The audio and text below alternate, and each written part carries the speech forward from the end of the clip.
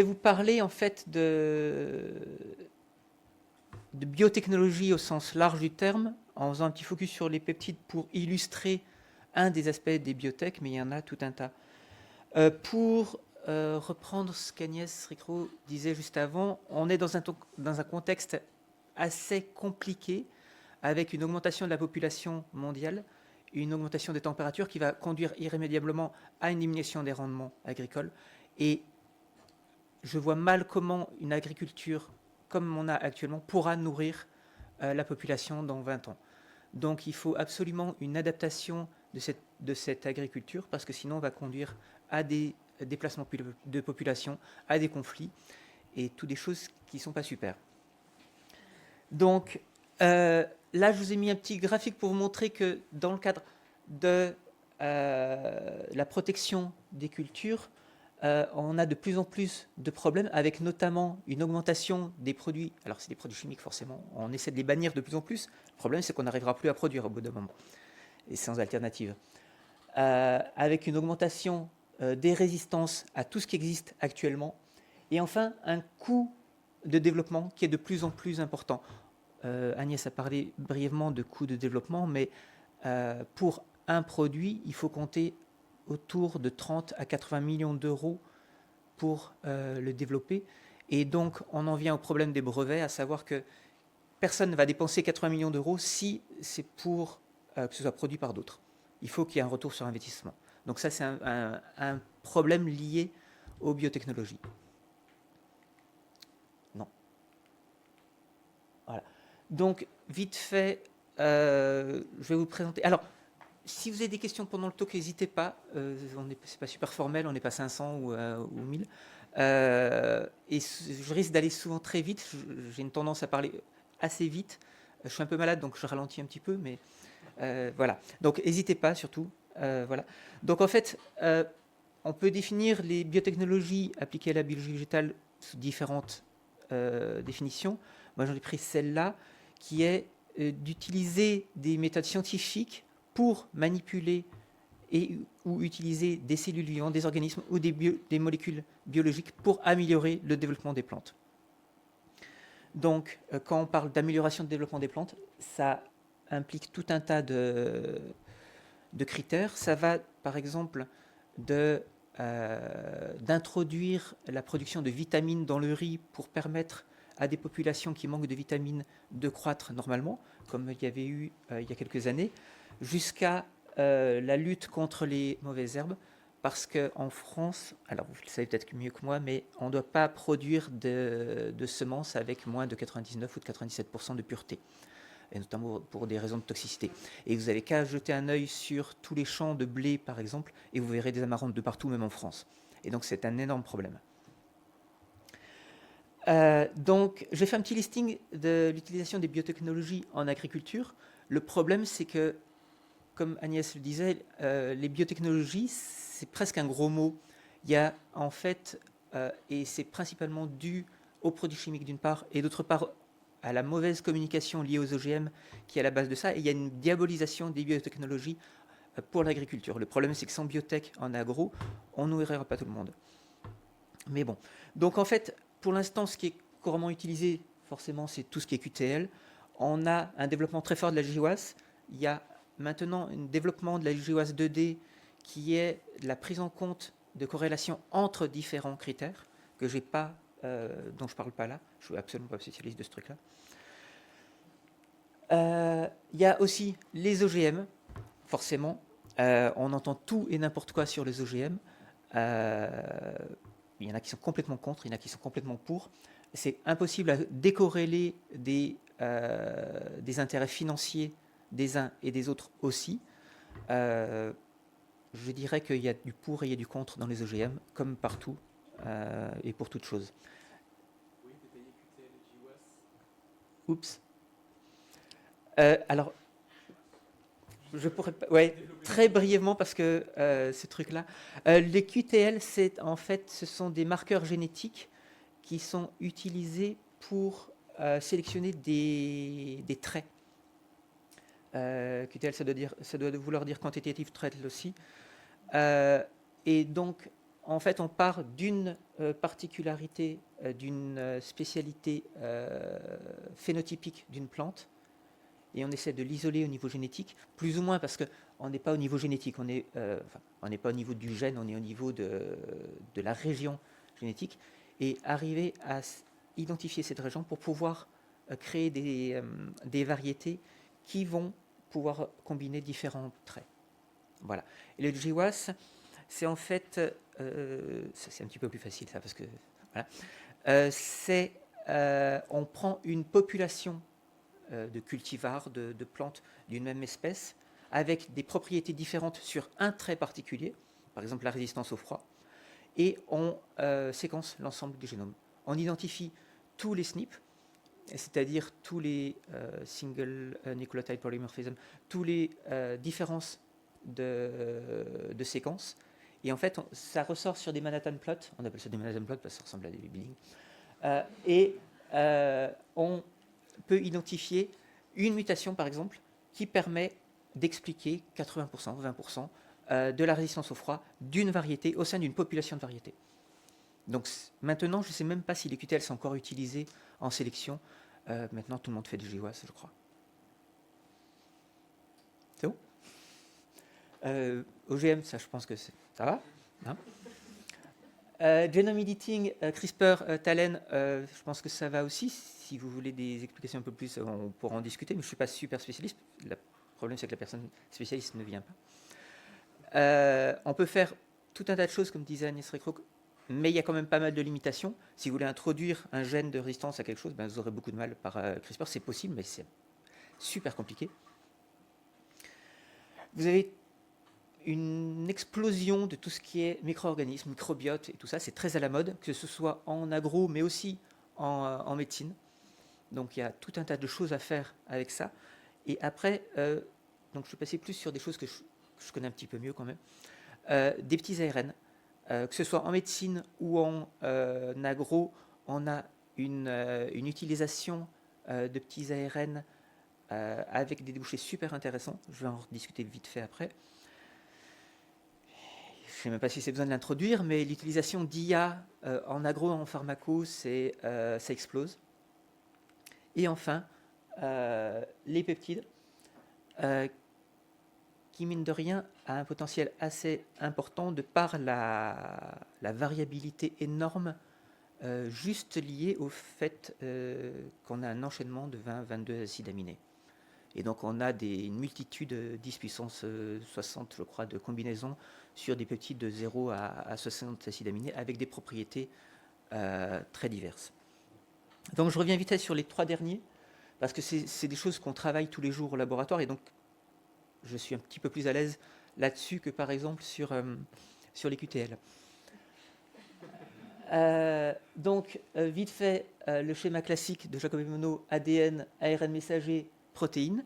Mais au milieu de ça, il y a des petits ARN, des non-coding RNA, et des petits ARN. Et en fait, ces petits ARN vont aller par homologie s'hybrider sur des ARN messagers cibles pour les dégrader. Donc ça fait l'objet du prix Nobel 2006, les petits ARN. Donc c'est connu depuis les années 90. Et ça commence à être utilisé en agro. Il y a eu beaucoup d'investissements. Monsanto, je crois, a investi 500 millions d'euros là-dessus, parce que le potentiel est faramineux. C'est-à-dire, on prend un gène de plante en n'importe lequel, le gène qui induit une sensibilité au froid, par exemple, je dis n'importe quoi, on l'inactive par petits ARN, et votre plante, elle résiste beaucoup mieux au froid. C'est un peu magique. Le problème, en fait, c'est un peu magique. En OGM, quand on introduit le petit ARN dans la plante, ça marche super bien. Il y a déjà des tomates transgéniques avec des petits ARN aux États-Unis qui sont bien mieux que les tomates normales. Le problème, c'est qu'en fait, les petits ARN ne pénètrent pas dans les plantes. Alors, j'ai des collègues qui vont sauter au plafond en me disant « Mais si, les petits ARN pénètrent dans les plantes !» Alors, au laboratoire, on peut faire pénétrer des petits ARN dans les plantes. Au champ, ça ne marche pas. Donc, je suis en train de travailler justement sur la pénétration des petits ARN parce que c'est un sujet en soi. Par contre, là où c'est extrêmement intéressant, c'est que les petits ARN pénètrent très bien chez les insectes et chez les champignons. Et donc, il y a déjà sur le marché, peut-être pas européen, mais en tout cas aux États-Unis et en Amérique, il y a déjà sur le marché des petits ARN pour lutter contre les champignons et contre les insectes. Et ça, c'est vraiment, ça marche super bien. Le seul aspect peut-être négatif, c'est le coût. Le coût de production est encore un petit peu élevé. L'utilisation d'intelligence artificielle dans l'agro ou en médecine, a fortiori, est énorme. Je vous ai listé en fait différentes applications possibles. Je vais essayer de prendre différentes sources et de voir un peu un consensus de ce que les gens pensaient, parce qu'il y a plein de trucs auxquels je n'aurais absolument pas pensé. Mais voilà un ensemble de choses que consensuellement les gens pensent pouvoir faire facilement avec l'IA. Nous, on s'est focalisé sur l'identification de nouvelles molécules pour lutter contre tout un tas de choses. Et je fais ça en fait avec Gabriel Crook à Montpellier, qui est un gars qui est super.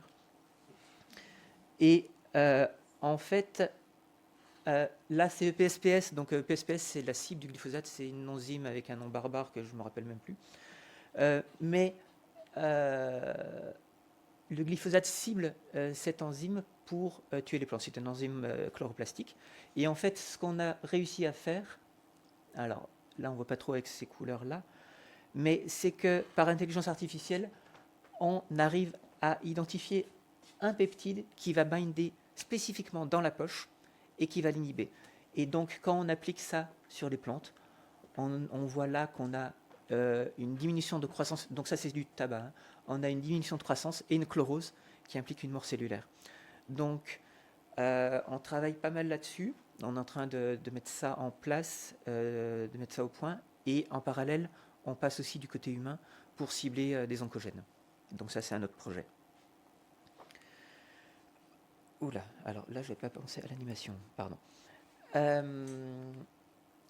Les peptides, donc là j'en viens plus à ma zone de confort. En fait, donc comme vous le savez tous, les peptides c'est un petit enchaînement d'acides aminés, les plus gros étant les protéines.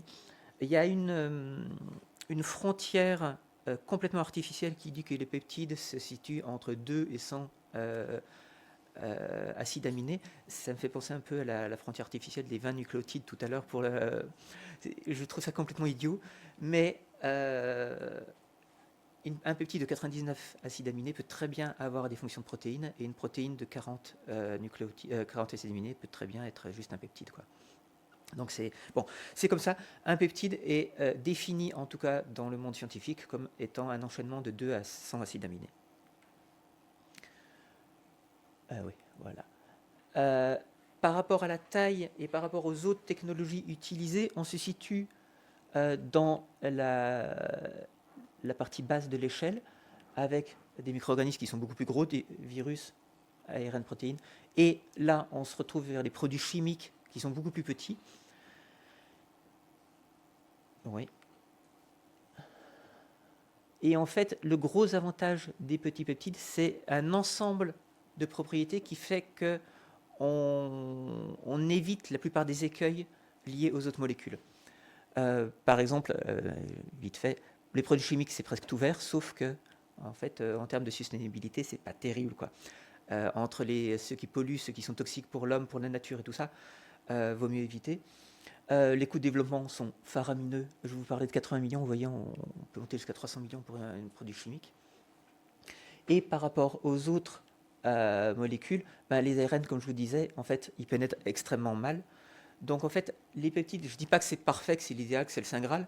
Je dis simplement que peut-être que ce sont parmi les molécules qui ont le moins d'inconvénients. Il y a notamment, on commence à voir apparaître sur le marché différents peptides en agro. En médecine, on a des peptides depuis des dizaines d'années, bien sûr. Comme des neuropeptides, des peptides éliciteur de réaction de défense, des peptides antimicrobiens, des MIPFCPF, j'en parlerai, et des agrobodies qui sont des chaînes d'anticorps. Donc on a différents peptides qui sont sur le marché ou en cours d'être sur le marché. Je vous ai listé là un ensemble de sociétés qui sont spécialisées sur les peptides, avec là aussi toujours différents avantages et inconvénients de chaque technologie. Donc, dans ce concept-là et dans ce cadre-là, donc, comme vous l'avez dit, à l'origine, je suis directeur de recherche au CNRS. Je travaille sur les micro-ARN depuis 20 ans, sur les peptides depuis 15 ans. Et c'est en travaillant sur ces peptides-là, dans un laboratoire de biologie végétale, que je me suis dit que finalement, peut-être qu'il y avait un intérêt de pouvoir utiliser les peptides en agro et de développer une société. Donc, en plus, au-delà de ça, ça change un tout petit peu la vie d'un chercheur académique de créer une société parce qu'on se confronte à un autre écosystème et c'est une expérience assez intéressante. Si vous êtes, enfin, ça dépend de vos envies, mais et de vos orientations politiques forcément un petit peu. Mais si vous êtes très ouvert d'esprit et aventureux, foncez parce que c'est une aventure sympa. Donc, j'ai créé Micropep en 2016, basé sur 3-4 brevets qu'on a. 3-4 brevets qu'on a montés. On est autour de 15 brevets maintenant qu'on a déposés au nom du CNRS et de l'Université Paul Sabatier à Toulouse. Donc ce sont des brevets déposés par l'État français. Et on a une valorisation par une société qui est une spin-off du CNRS. Tout ça est extrêmement cadré par la loi française et on pourrait en discuter pendant des heures. C'est super rébarbatif, mais c'est important si vous voulez créer une société. Pour l'instant, on a levé 60 millions d'euros avec des fonds corporate, donc FMC et Corteva. Alors, c'est sûr que j'ai lu ça sur des sites internet. On a vendu notre âme au diable parce que maintenant, c'est Corteva et FMC qui drive notre recherche. Mais là où mon associé Thomas Laurent, qui est le CEO de la boîte, a été très bon, c'est que ils lui ont dit, OK, vous rentrez dans le capital, mais on fait ce qu'on veut. C'est-à-dire que quand on parle de business, ces gens-là sortent du conseil d'administration. Donc on est quand même assez indépendant d'eux par rapport aux thématiques. On a une activité à Toulouse, on est une cinquantaine, grosso modo, d'employés maintenant. On a une activité à Toulouse basée sur la R&D et on s'est développé à Riley, au Research Triangle Park. C'est pas le meilleur coin des États-Unis, mais bon, c'est comme ça pour l'agro, il faut être là-bas. Pour tout ce qui est regulatory développement, enfin principalement développement, parce qu'en fait, en France, c'est impossible. En tout cas, pour l'instant, c'est vrai qu'on a des moustiques tigres à Toulouse depuis une quinzaine d'années. Quand je vois le temps ici, vous êtes encore tranquille. Ils vont pas venir là, c'est bon. Mais en tout cas, nous à Toulouse, on ne peut pas cultiver d'amarante toute l'année, y compris sous serre. Il faut vraiment des serres extrêmement performantes. Donc on fait tout ça à Riley. C'est pour ça qu'on s'est développé là-bas. Et c'était aussi une des conditions pour lesquelles Foyland Capital rentre dans le capital. Donc bon, c'est comme ça. Et cela dit, si je fais juste une petite aparté, en termes de législation et de réglementation, en Amérique, et notamment en Amérique du Sud, on peut avoir un produit sur le marché en 6 à 18 mois. Le même produit, hein, alors qu'en Europe, il faudra 4 à 6 ans. Voilà. Donc c'est aussi un frein à la recherche en Europe. C'est triste à dire, mais c'est comme ça. Tant qu'il nous faudra 6 ans pour mettre une molécule sur le marché, ben, nous, en tant qu'entreprise, il faut qu'on puisse vivre pendant ce temps-là. Donc, on a un produit qui rentre en phase réglementaire. On a de l'argent pour tenir jusqu'à dans 24 mois. Donc, théoriquement, la première commercialisation en Uruguay, au Brésil. Le problème, c'est qu'on ne pourra pas vivre jusqu'à attendre la réglementation en Europe. Donc, il faut qu'on réfléchissent à récupérer de l'argent, à refaire de nouvelles fonds, à entrer en bourse, juste pour ça, juste parce que la réglementation européenne est pas catastrophique. Il faut des garde-fous, mais à côté de ça, moi ce qui m'horripile, c'est que quand on a un peptide, donc une molécule entre guillemets un petit peu naturelle, on nous demande 4 à 6 ans pour avoir ça, alors qu'il y a des molécules chimiques qui sont super toxiques, et tout le monde le sait, mais qui sont sur le marché. Et donc elles ont passé ces trucs-là. Mais bon, ça n'engage que moi. Donc à Micropep, en fait, on est basé à l'origine sur les travaux du labo, donc l'identification des MIPEP, qui sont des peptides codés par les micro-ARN. Je ne veux pas rentrer en détail sur la biologie moléculaire, parce que c'est mon métier, mais ça va vous endormir extrêmement vite. Sur les CPEP aussi, qui sont des peptides qui vont activer la traduction des gènes codants. Donc ça, on a publié ça, et on a breveté ça au nom du CNRS et de l'UT3. Mais aussi, on a développé à Micropep de nouvelles thématiques, de nouvelles expertises, qui sont notamment les AMP, donc antimicrobial peptides. On arrive maintenant à identifier des peptides avec une accuracy de 80% des peptides actifs, c'est-à-dire que 80% des peptides qu'on teste sont actifs sur des champignons. Par rapport à un criblage de molécules chimiques dans l'agro actuel qui est de 1 sur 2 à 200 millions de molécules. Donc voilà, pour vous donner un ordre d'idée. Et récemment, on essaie d'introduire du deep learning et du machine learning dans l'identification de molécules pour interagir avec des protéines. Voilà.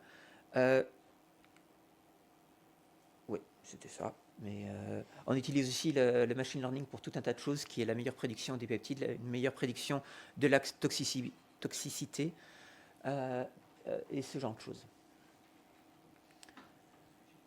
On a choisi à Micropep de produire les peptides en fermentation parce que, principalement pour des raisons de coût, en fait, la synthèse chimique qui est la plus propre, je dirais, entre guillemets, bien que produire les acides aminés, je ne sais pas si c'est super propre, séparément. Et la synthèse chimique produit, par exemple, nécessite beaucoup d'acide trifluoroacétique, je ne sais jamais lequel des deux. Donc, c'est pas super bien quand même, mais c'est la principale méthode de synthèse. On est passé, nous, en production chez Coli. Chez Coli, oui, ça doit être ça. En tout cas, chez bactéries, on teste chez des bactéries et chez des levures. Et là, forcément, on a un coût qui est beaucoup plus faible. On arrive à des coûts de l'ordre de 50 centimes au gramme.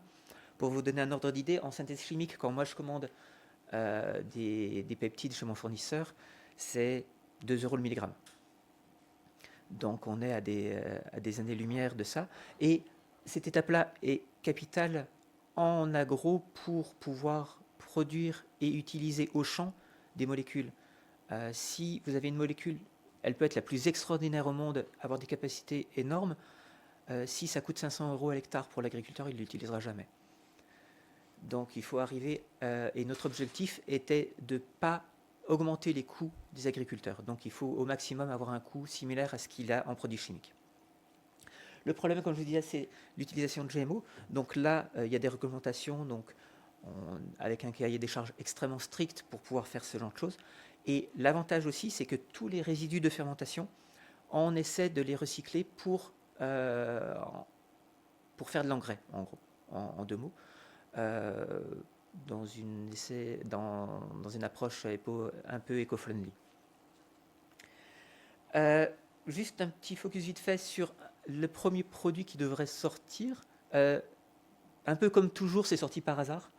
C'est dans le cadre d'un criblage de MIPEP qui augmentait les réactions de défense des plantes. On a identifié parmi ceux-là un peptide qui était très actif à l'origine sur Botrytis cinerea. Et en fait, donc sur plante aussi, on s'est rendu compte que ce peptide cible directement Botrytis et qui induit la disruption des membranes. Donc c'est un peptide de 12 acides aminés et qui est d'origine naturelle. On a ensuite, parce qu'on discutait avec Agnès de la problématique de la brevetabilité du vivant, qui est toujours compliqué et qui dépend des pays. En Europe, on peut breveter le vivant, aux États-Unis, on ne peut absolument pas. Donc là, on est parti d'un peptide naturel et on l'a amélioré, on l'a modifié. C'est toujours un peptide avec des acides aminés naturels, mais qui est complètement différent. Donc maintenant, c'est un peptide qu'on pourrait appeler artificiel. Donc là, on est un peu plus tranquille en termes de réglementation. Et donc, en termes vite fait comme ça d'essai au champ, donc on l'a testé seul en association avec un produit, je ne sais plus lequel, de biocontrôle et des produits chimiques. Et au final, on est au même niveau que les produits chimiques. Donc ça, c'était sur l'oïdium de vigne en Californie. Donc on a une efficacité assez forte pour un coût similaire à des produits chimiques sans avoir les inconvénients des produits chimiques. Donc voilà. Voilà tout. Et je vous remercie pour votre attention.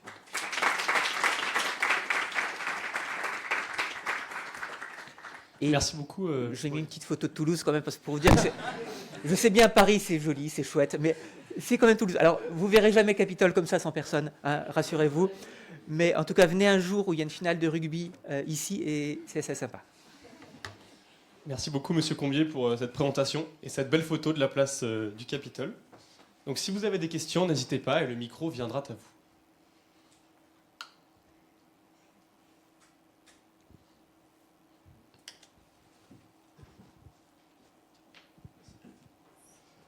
Tout d'abord, merci beaucoup pour cette présentation. La question que j'avais, c'était sur la stabilité des peptides. Est-ce que c'est une problématique à laquelle vous devez faire face et comment vous comptez régler ça si vous avez des enjeux de supply enfin... Tu as raison, c'est une très grosse problématique en agro. En médecine aussi, c'est une problématique, mais ça, c'est autre chose. En fait, je dirais que la stabilité, c'est le principal avantage du peptide. C'est qu'on ne va pas le retrouver dans les ours polaires, comme c'était le DTT il y a 50 ans. Vous le laissez dans le sol quelques heures, quelques jours, il n'y en aura plus. Il va être dégradé par les bactéries en acide aminé, donc il n'y a aucune toxicité liée à ça. Donc ça, c'est le gros avantage. L'inconvénient, c'est qu'il faut qu'il soit suffisamment actif pour qu'il soit... qu'il soit suffisamment stable pour qu'il soit actif un minimum. Donc en fait, ce qu'il y a, c'est que pour ce peptide-là, quand je vous ai parlé d'amélioration, c'est que le peptide d'origine, on savait qu'il se clivait très vite en deux sous-produits non actifs en quelques heures sur une feuille. Donc c'est pour ça qu'on a en gros étudié, je ne dirais pas tous les variants parce qu'il y en a une quantité astronomique, mais on a étudié tout un tas de variants en utilisant le machine learning aussi pour nous aider, pour améliorer cette stabilité. Et maintenant, le peptide ne se clive plus. Donc ça peut être prédit avant d'arriver sur le marché. Et après, il y a des tests aussi de formulation. C'est-à-dire qu'il y a le peptide et il y a la formulation qui va permettre au peptide de rester sur la plante pendant une semaine, pendant 15 jours, le temps d'être actif.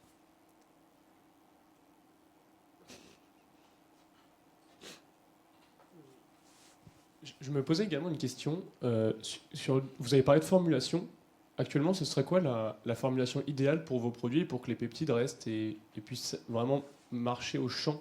Parce que vous avez parlé de cette problématique entre le champ et le laboratoire. Alors, la formulation, c'est un métier en soi.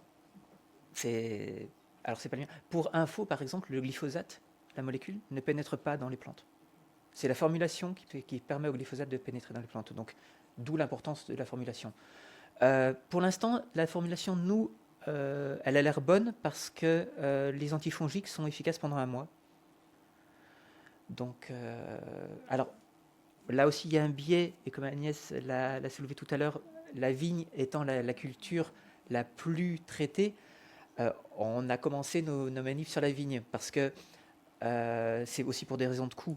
C'est la vigne sur laquelle les agriculteurs mettent le plus d'argent en termes de produits phytosanitaires. Donc voilà, mais non, là, en tout cas, on est encore actif suffisamment longtemps. Mais c'est vrai que quand on voudra traiter des champs de soja, par exemple, alors le produit devrait être homologué sur le soja, sur la pomme de terre et sur la vigne. Donc normalement, tous les écueils sont passés puisqu'on est en phase réglementaire, mais il y a un gros travail de formulation. Et il y a des spécialistes de ça, parce que c'est un métier en soi.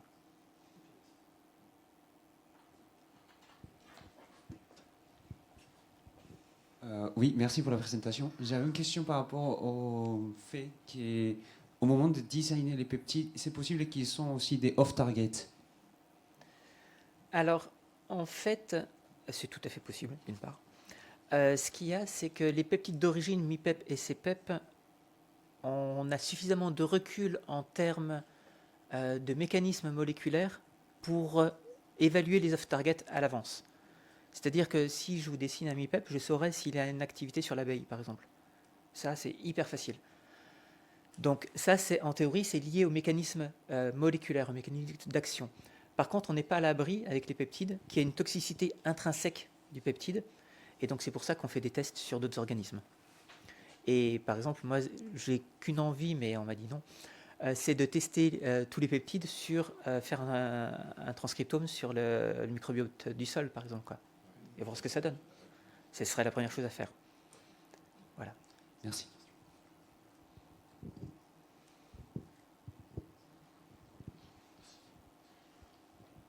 Et, enfin, question bête, mais pourquoi on vous a dit non? Alors, j'ai appris la semaine passée que tout résultat... Alors, là, je parle d'un produit. Hein. Tout résultat qui touche de près ou de loin ce produit sera obligatoirement mis dans les essais réglementaires, qu'il soit positif ou négatif. On n'a pas le droit de le cacher. Et donc, c'est pour ça que les entreprises ne font que le minimum, le strict minimum lié par la réglementation. Et par exemple, une analyse du transcriptome du microbiote du sol n'est pas dans la réglementation. Si je le fais et qu'on trouve que c'est bien, on sera obligé de le mettre. Si je le fais et on trouve que c'est mal, on sera obligé de le mettre aussi. Et donc les industriels disent non. C'est ridicule. Pour éviter d'avoir le... Pour éviter de prendre le risque, en fait. C'est ça. C'est-à-dire qu'il faut peser dans la balance. Le coût de développement est de 20-30 millions d'euros. Si votre produit il tombe parce qu'il y a une petite bactérie du sol qui est un petit peu pas bien parce que vous avez mis un peu de produit, vous perdez 30 millions. Donc personne ne prend le risque. Mais au niveau scientifique, moi ça me perturbe. Mais... Oui, parce que bon, a priori, on pourrait dire justement, comme vous avez pu le dire, comme ces peptides, même s'ils ont une durée de vie tout aussi courte qu'elle soit, s'ils ont une capacité importante de pouvoir s'introduire dans les organismes vivants du sol ou sur le sol, ça peut être plus... En tout cas, on peut se dire que ça va pouvoir avoir un impact beaucoup plus important et potentiellement plus néfaste aussi. Alors plus néfaste, je pense pas, parce qu'en fait, alors au labo, moi je travaille sur champignons, bactéries, plantes et animaux, y compris l'humain. Donc, et il y a un gros aspect qui est la pénétration des peptides. Et ça, c'est une catastrophe, ça arrache les cheveux. Et les peptides pénètrent bien dans les plantes, mais alors ils pénètrent extrêmement mal dans les bactéries et les champignons. Donc, en fait, dans le sol, probablement ce qui se passe, c'est qu'il y a une lyse des peptides dans le sol liée aux enzymes extracellulaires, et il y a une uptake des acides aminés. Donc si dans votre transcriptome vous voyez qu'il y a plus de bactéries, vous serez obligé de le mettre. Mais pourquoi il y a plus de bactéries? Simplement parce qu'elles ont plus à manger? On ne sait pas. Donc les industriels évitent pour ça. Mais par rapport aux peptides, je ne m'inquiète pas trop. Il y a potentiellement les bactéries Gram plus, parce qu'elles utilisent un carbon sensing basé sur peptides. Donc elles sont un petit peu plus sensibles à la pénétration des peptides. Mais après, encore faut-il que même si le peptide pénètre, qu'il ait une activité. Et ça, c'est autre chose. Faut tester pour connaître, quoi. C'est ça. Mais Merci. c'est la réglementation qui veut ça. C'est un biais de la réglementation.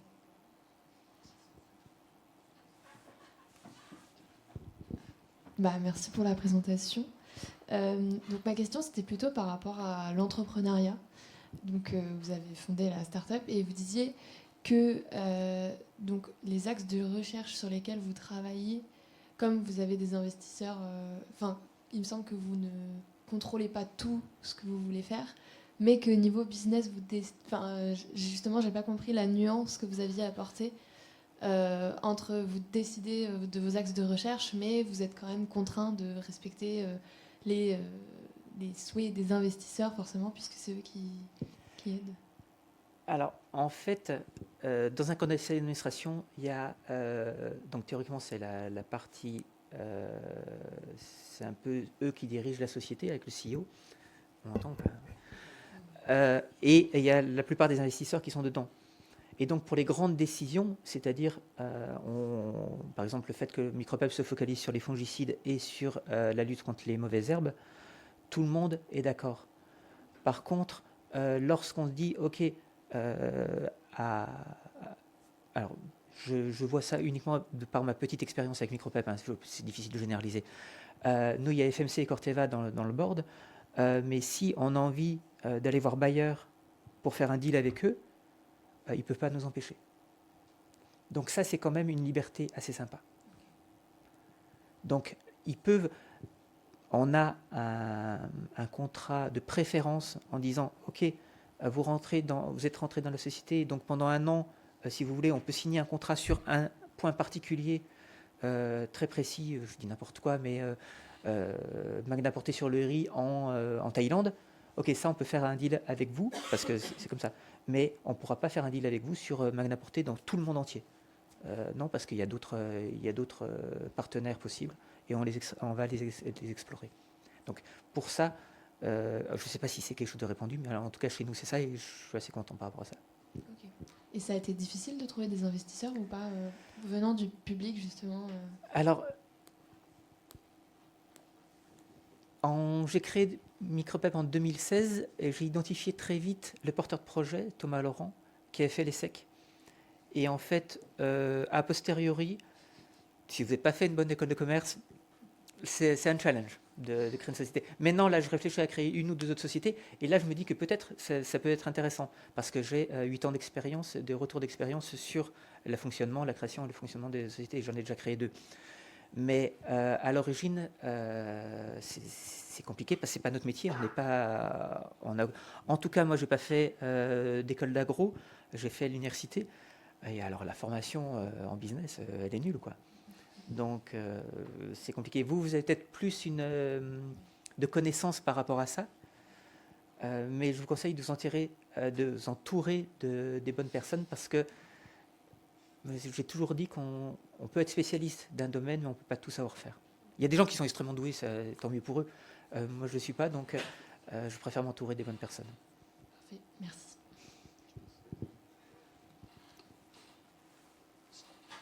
Une dernière question. Une question par rapport à la pénétration par exemple, des peptides des ARN. Est-ce que vous avez déjà envisagé une approche par exemple viroïde ou virus qui permettrait de faire rentrer par exemple l'ARN via une infection ou même la peptide sous forme nucléique directement? Alors, théoriquement, dans le brevet, on avait breveté même des OGM qui produisent les peptides. Et donc, je ne m'étais pas engueulé, mais presque avec un gars d'Info OGM parce qu'il m'a dit « Ouais, vous allez faire des... » Je dis non, c'est pour protéger justement l'utilisation, pour pas que quelqu'un le fasse à l'as. Alors, on a tout envisagé. Le problème, alors les virus, je suis absolument pas un spécialiste des virus. Je sais que pour les petits ARN, il y en a qui le font. Mais ça, je pourrais pas. Enfin, qui le font, qui envisagent de le faire. Je ne sais pas si ça va jusqu'à l'utilisation. Il y a tout un tas il y a de l'encapsulation, des nanoparticules. Moi, j'utilise pour faire pénétrer mes petits ARN, j'utilise différents peptides. Donc oui, les virus sont une des propriétés, un des vecteurs possibles. Avec les virus, on connaît aussi les limites, quoi. C'est la dangerosité, la mutabilité.